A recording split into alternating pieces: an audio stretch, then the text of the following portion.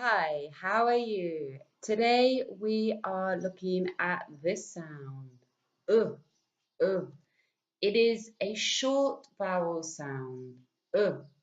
We can find this sound in words like book, put, woman. So look at the shape of my mouth when I'm making this sound.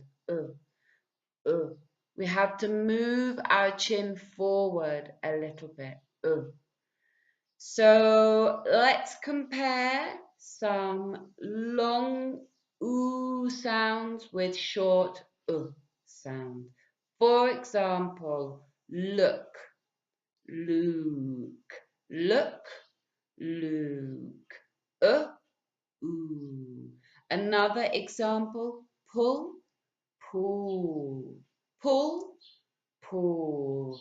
Short, long, uh, ooh. Another example, full, full, full, full. Okay, so don't forget to practice using a mirror because this will help you check that you're making the correct shape with your mouth. Okay, that's it for today. Practice, practice, practice.